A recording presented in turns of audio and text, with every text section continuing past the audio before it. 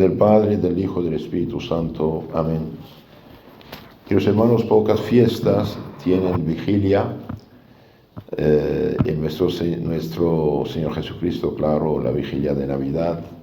Tenemos vigilia de Navidad. Tenemos vigilia de San Pedro, San Pablo. Y tenemos vigilia de San Juan Bautista. Vigilia significa no dormir, vigilare. Pasaban los primeros cristianos la noche por turno en oración, preparando la fiesta del día siguiente. Y la vigilia normalmente antes era de ayuno y oración y penitencia para mejor prepararse. San Juan Bautista, el grandísimo santo que hace bisagra entre nuevo, eslabón entre Nuevo y Antiguo Testamento, es el último profeta antes de Cristo, el precursor del Señor. Precursor significa el que corre delante para preparar el camino, el precursor del Señor. Cuando los grandes personajes, los reyes, emperadores, visitaban una ciudad o un lugar, había precursores, gente que corría delante para anunciar que ya el rey estaba cerca, que todo fuera listo, preparado. Entonces, Juan Bautista fue preparado, fue predestinado por Dios a preparar la venida del Salvador Jesucristo. Sus padres, dice, eran mayores de edad y su mamá estéril. Ahí también vemos el dedo de Dios. Zacarías, su padre, era de la tribu sacerdotal. En el Antiguo Testamento el sacerdocio, según el orden de Aarón, era de padre a hijo. De padre a hijo. Había una tribu especial destinada al culto del Señor, la tribu sacerdotal, los levitas. El sacerdocio del Antiguo Testamento no es igual que el Nuevo Testamento, cuidado. Es como el Antiguo Testamento es plata y el Nuevo Testamento es oro. El sacerdocio cristiano es el sacerdote de Jesucristo según el orden de Melquisedec, que es mucho más alto. El único sacerdote del Nuevo Testamento es Jesucristo, Dios encarnado. Jesús, por el hecho de unirse como Dios a la humanidad, bien, es sacerdote por función, por oficio, por la encarnación. Y Jesús, el sacerdote del Nuevo Testamento, actúa el sacerdocio, la santificación, mediante sus ministros, los sacerdotes humanos que conocemos. Pero el sacerdote real es Cristo, por ejemplo, que bautiza, es Cristo que bendice, es Cristo que perdona por la boca de un sacerdote humano, es Cristo que consagra el pan y el vino renovando su sacrificio, es Cristo que unge a los enfermos, es Cristo que consagra a los sacerdotes y que bendice el matrimonio, etc. Entonces, Cristo, Hijo de Dios, va a encarnarse. ¿Y por qué? ¿Para qué? Y bien, para realizar las profecías y salvar a la humanidad. Por desgracia, la humanidad desaprovechó el don de Dios, que es la libertad, y cayó en pecado. Y Dios hubiera podido lanzar al hombre al infierno como hizo con los ángeles rebeldes. Y bien, Dios tuvo misericordia del hombre y prometió un Salvador desde el pecado original. Ese Salvador, hijo de la mujer, que va a aplastar la cabeza de la serpiente, es Cristo. Cristo en griego se dice Mesías en hebreo, y nosotros tenemos las dos palabras. Cristo es en griego, el ungido, Mesías, Hamshiach, el ungido también. ¿De acuerdo? Ahora, todo el Antiguo Testamento es una preparación del Nuevo Testamento. Dios quiso escoger un pueblo, una persona que va a dar nacimiento a un pueblo. Hubiera podido escoger cualquier tribu de cualquier continente, pues escogió un hombre de Mesopotamia llamado Abraham, que va a ser el padre del pueblo que tendrá este honor y esta maravillosa función de preparar la venida del Salvador Jesucristo en el mundo. Es el hebreo pueblo judío. Y antes que Cristo llegara, entonces pasó casi 2000 años de preparación. Los profetas, Abraham, Isaac, Jacob, estos grandes santos patriarcas entre 2000 y 1800 antes de Cristo. Después, unos 1250 antes de Cristo, tenemos el gran profeta Moisés, símbolo de Cristo.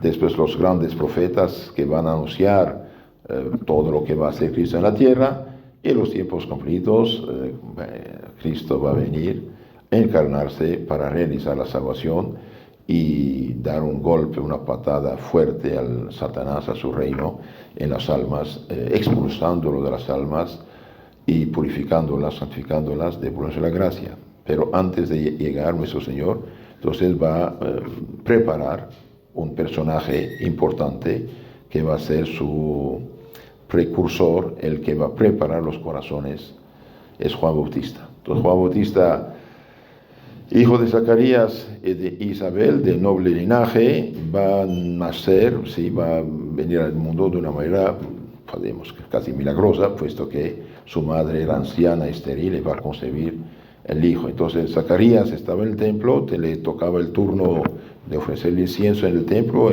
el pueblo estaba fuera rezando, y Zacarías no aparece, queda un tiempo en el templo, ¿no? La gente queda un poco asombrada, y finalmente después supieron qué pasó. ¿Y qué pasó mientras? ¿Por qué no salía del templo? Y bien dice el Evangelio de San Lucas, capítulo 1, dice, mientras que ofrecía el incienso en el templo de Jerusalén, le apareció a Zacarías el ángel Gabriel, en pie a la derecha del altar, y al verlo, Zacarías se estremeció y quedó sobrecogido de pavor. Imagínense, un ángel aparece a su lado. Mas el ángel le dijo, no temas, Zacarías, pues tu oración ha sido escuchada.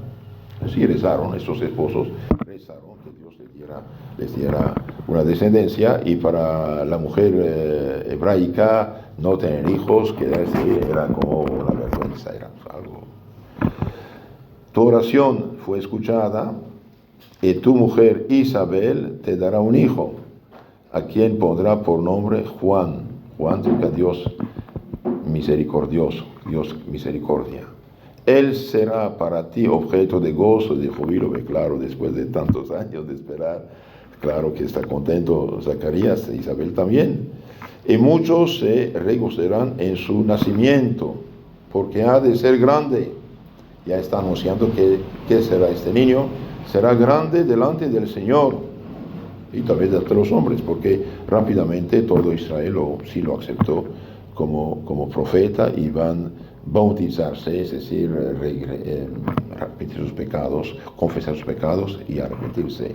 Él será grande delante del Señor, no beberá vino ni cosa que pueda embriagar, sino será lleno del Espíritu Santo, ya desde el vientre de su madre.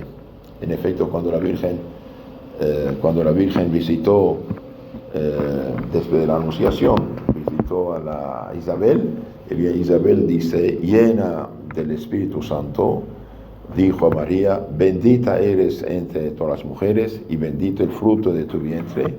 ¿De dónde viene que la madre de mi Señor viene a mí?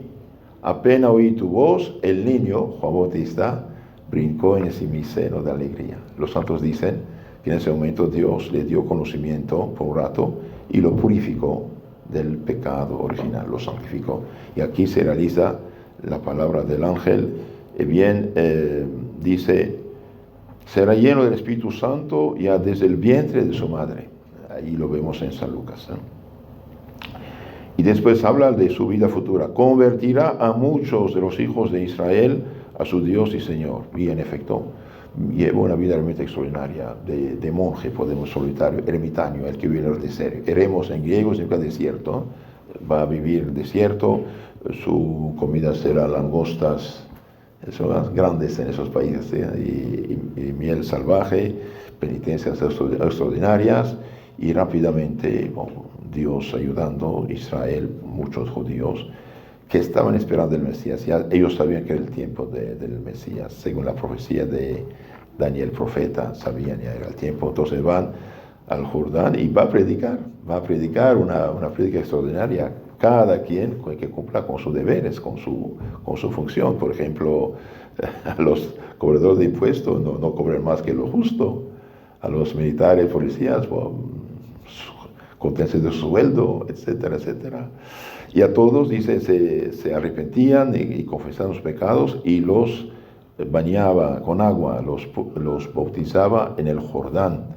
Ahora, este bautismo de Juan Bautista en el Jordán no es el bautismo cristiano, es un rito judío de arrepentimiento, de purificación, debido a que el agua en sí purifica, ¿no? Que quede claro esto. De hecho, Juan, cuando le preguntaron si él era el Mesías, dijo, no lo soy. ¿Eres Moisés? No. Elías? No. ¿Quién soy? Soy la voz que clama el Señor. Delante del Señor, prepara el camino del Señor.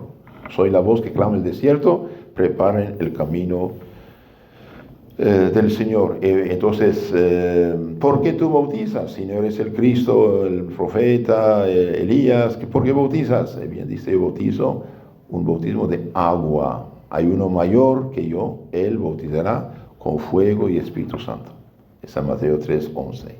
Entonces, cuando un protestante ignorante que no entiende nada a la Escritura toma la Biblia que explota en su mano como una bomba para desfigurarlo en su mente, pobrecito, dice que Jesús se bautizó a los 30 años, etc., no entiende nada. El bautismo de Juan Bautista y el bautismo que va a recibir nuestro Señor Juan Bautista no es el sacramento cristiano hecho en nombre del Padre, del Hijo y del Espíritu Santo, es un rito judío de penitencia, de arrepentimiento, ¿sí? Y de hecho Cristo ni necesitaba esto, bajó al Jordán, ¿para qué? Y para, tocando el agua con su cuerpo santo, divino, santificar el agua como materia de nuestro bautismo y manifestar ahí el dogma fundamental del Nuevo Testamento, cuando Dios habló desde el cielo, este es mi Hijo muy amado, y el Espíritu Santo bajó sobre él, bajo forma de paloma. Entonces Juan Bautista dice, yo bautizo con agua. Hay uno mayor que yo, él bautizará con fuego y Espíritu Santo. Entonces así, muy claramente, en San Mateo 3:11 nos habla de dos bautismos. Del bautismo de Juan Bautista, rito judío, de arrepentimiento, de penitencia, de conversión, el bautismo cristiano que será sacramento santo, instituido por Cristo mismo en el momento de subir al cielo, cuando dijo, vayan a predicar de todo el mundo, bauticen todos los pueblos en nombre del Padre, del Hijo, del Espíritu Santo. San Mateo 28, 19, 20.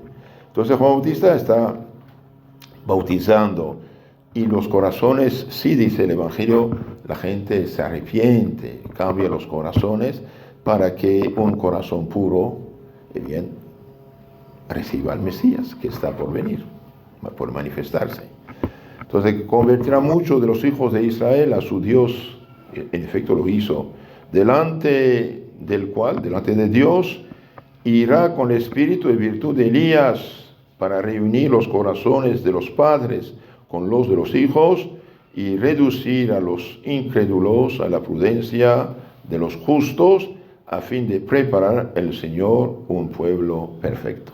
Sí, en efecto, Él preparó al pueblo judío, porque cuando Cristo se presentó a Él, bien, Él dio testimonio, dijo, yo he visto el Espíritu Santo bajar sobre Él, y Dios me había dicho, sobre quién bajará el Espíritu bajo forma de paloma, Él es el Mesías.